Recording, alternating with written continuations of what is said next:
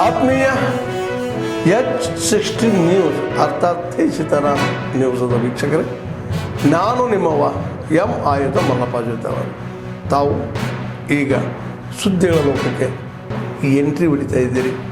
ಈ ಸುದ್ದಿಗಳನ್ನು ಪ್ರತಿಯೊಂದು ನೋಡೋ ಜೊತೆಗೆ ನಿಮ್ಮ ಅಭಿಪ್ರಾಯಗಳನ್ನು ಹೊಸ್ತಾ ಇರಿ. ಯಾಕಂದರೆ ಈ ಸುದ್ದಿಗಳು ನಿಮಗಾಗಿ, ನಿಮ್ಮ ಬದುಕಿಗಾಗಿ, ನಿಮ್ಮ ವೈಚಾರಿಕೆಗಾಗಿ, ನಿಮ್ಮ ತಿಳುವಳಿಕೆಗಾಗಿಯೂ ನಿಮಗೂ ಗೊತ್ತು. ಜೊತೆಗೆ ನಮಗೂ ನಿಮ್ಮೊಂದಿಗೆ ಇದೊಂದು ಮಾತಾಡುವಂಥ ಜೊತೆಗೆ ಸುದ್ದಿಗಳನ್ನು ಬಿಡುವಂಥ ಕೆಲಸ. ಈ ಕೆಲಸದಲ್ಲಿ ನಾವು ನಿಮ್ಮೊಂದಿಗಿದ್ದೀವಿ ಅಂತ ಹೇಳ್ತಾ ನೋಡ್ತಾ ಇರಿ ಸುದ್ದಿಗಳನ್ನು. ಯಾವುದೇ ಕಸ್ಟಮರ್ಸ್ ಮೇಲೆ ಕಂಪನಿಗಳ ಮೇಲೆ ಯಾವುದೇ ಕಸ್ಟಮರ್ಸ್ಗೆ ₹2 ಟ್ಯಾಕ್ಸ್ ಇದೆ. ಅದು ಕಸ್ಟಮರ್ಸ್ ಮೇಲೆ, ಜನರ ಮೇಲೆ ಟ್ಯಾಕ್ಸ್ ಇಲ್ಲ. ಒಂದೇ, ಹಾಗಾಗಿ ಸರ್ಕಾರ ಅದನ್ನ ಏರಿಸಿಲ್ಲ. ಎರಡನೇದು ₹50 ಏನು ಗ್ಯಾಸ್ಗೆ ಹೆಚ್ಚಾಗಿದೆ. ಈ ಒಂದು ವರ್ಷದ ಕೆಳಗೆ ಚುನಾವಣೆಗಿಂತ ಪೂರ್ವದಲ್ಲಿದೆ ₹1,003 ಒಂದು ಗ್ಯಾಸ್ ಸಿಲಿಂಡರ್ ಬೆಲೆ. ಅದನ್ನ ₹800 ಕಟ್ಟಿದೆ. ಈಗ ಅದನ್ನ ₹50 ಹೆಚ್ಚಿಗೆ ಮಾಡಿದ್ದಾರೆ. ಅಂದ್ರೆ ಕೇಂದ್ರ ಸರ್ಕಾರ ಸಾಕಷ್ಟು ಬೆಲೆಯಿಂದ ಕಡಿಮೆ ಮಾಡಿದೆ. ಈಗ ₹50 ಹೆಚ್ಚಿಗೆ ಮಾಡಿದೆ.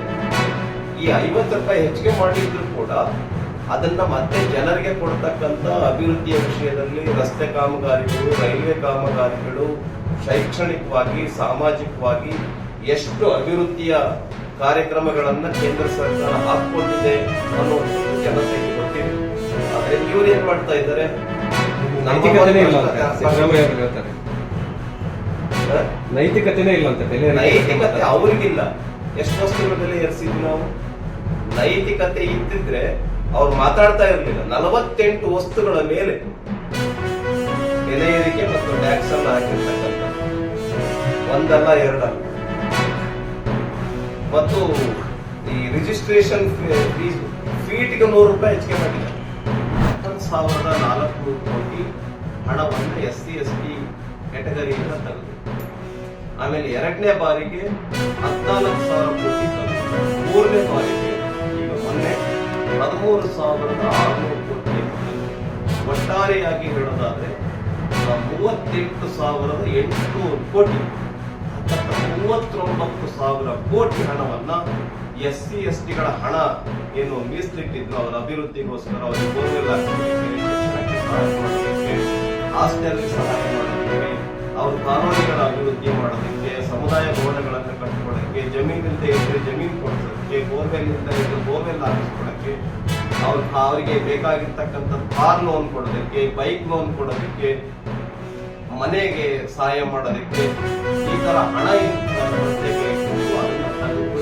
ಗ್ಯಾರಂಟಿ ಉಪಯೋಗಿಸ್ತಾರೆ. 38,800 ಕೋಟಿ. ಅಂದ್ರೆ SC/STಗಳ ಮೇಲೆ ಒಂದ್ ರೀತಿ ಲೂಟಿ ನಡೀತಾ ಇರುತ್ತೆ ಅವರ ಹಣವನ್ನು. ಇದನ್ನು ಕೂಡ ನಾವು ವಿರೋಧ ಮಾಡ್ತಾ ಇದ್ದೀವಿ.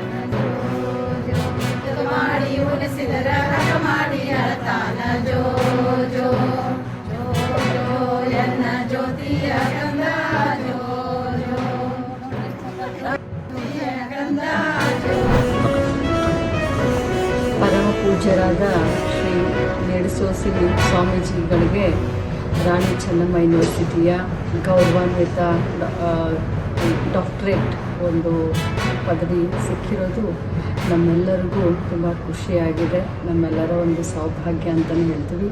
ಈ ಭಾಗದಲ್ಲಿ ನೆಡಸೋಸಿ ಶ್ರೀಗಳನ್ನು ನಡೆದಾಡುವ ದೇವರು ಅಂತಲೇ ನಾವೆಲ್ಲರೂ ಕಲಿತಾ ಇದ್ದೀವಿ.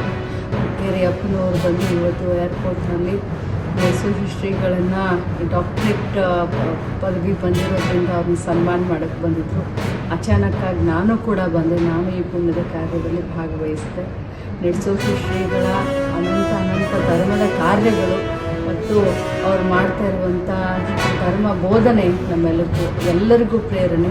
ಭಗವಂತ ಅವರಿಗೆ 106 ವರ್ಷ ಆಯುಷ್ಯ ಆರೋಗ್ಯ ಕೊಟ್ಟು ಸಮಾಜದಲ್ಲಿ ಇದೇ ರೀತಿ ಸುಂದರ ವಾತಾವರಣ ಅವ್ರು ಸೃಷ್ಟಿ ಮಾಡಲಿಕ್ಕೆ ಅವ್ರು ನಮ್ಮ ಜೊತೆಯಲ್ಲಿ ಸದಾ ಇರಲಿ ಅಂತ ಹೇಳಿ ಈ ಸಂದರ್ಭದಲ್ಲಿ ಅವ್ರನ್ನ ಅಭಿನಂದಿಸ್ತೇನೆ, ಹಾರೈಸ್ತೇನೆ.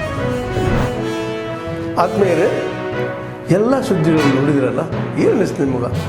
ಇದರಲ್ಲೇ ನಿಮ್ಗೆ ಲೈಕ್ ಆಗಿರ್ಬೋದು, ಡಿಸ್ಲೈಕು ಆಗಿರ್ಬೋದು, ಕಾಮೆಂಟ್ ಬೇಡಪ್ಪ ಅಂತೂ ಅನಿಸಿರ್ಬೋದು, ಕಾಮೆಂಟ್ ಮಾಡಬೇಕಪ್ಪ ಅನಿಸ್ಬೋದು, ಶೇರ್ ಮಾಡಬಾರ್ದಪ್ಪ ಅನಿಸಿರ್ಬೋದು, ಅದು ಮಾಡಬೇಕು ಅನಿಸಿರ್ಬೋದು. ಏನಾದರೂ ಆಗಲಿ ಶೇರ್ ಮಾಡ್ತಾಯಿರಿ, ಈ ನ್ಯೂಸ್ಗಳು ನೋಡಿಸ್ತಾ ಇರಿ, ಜೊತೆಗೆ ಇದಕ್ಕೆ ಸಬ್ಸ್ಕ್ರೈಬ್ ಆಗ್ತಾಯಿದೆ ಅಂತ ಹೇಳ್ತಾ H60 ನ್ಯೂಸ್ ಅರ್ಥಾತ್ ಹೇ ಸೀತಾರಾಮ್, ಇದು ಸತ್ಯದ ಕೈಗೆ ನಡಿ. ವಂದನೆಗಳು.